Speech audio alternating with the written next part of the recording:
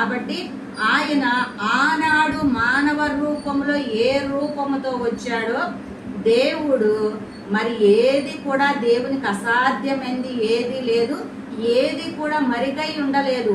ఆది కాండము నుండి మోషే గారు మరి ధర్మశాస్త్రం వచ్చేంత వరకు కూడా, యెహోషువ వచ్చేంత వరకు కూడా ఈ యొక్క గ్రంథాలు ఎవరు కూడా వ్రాయలేదు.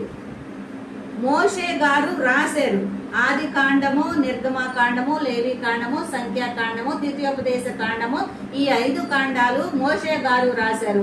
ఆది కాండము ఆదాము నుండి ఉన్నప్పుడు మోషే గారు పుట్టారా? పుట్టలేదు కదా. మరి ఆ చరిత్ర ఇంకెలా తెలిసింది? ఆయన చరిత్ర ఎక్కడి నుండి తెలిసింది?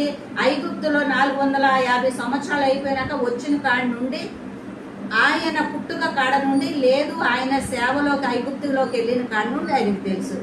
ఒకవేళ వాళ్ళ అమ్మ నాన్న చెప్తే ఐగుప్తులో పుట్టినప్పటి నుండి ఆ మగబిడ్డల్ని చంపేమన్నాడు కదా ఐగుప్తు రాజు, ఫరో రాజు, అక్కడి నుండి తెలుసు. అంతకుముందు చరిత్ర మొత్తం తెలియదు కదా, జలప్రళయం తెలియదు కదా ఆయనకి. మళ్ళీ ఇవన్నీ ఎవరికి ఎలా తెలుసు?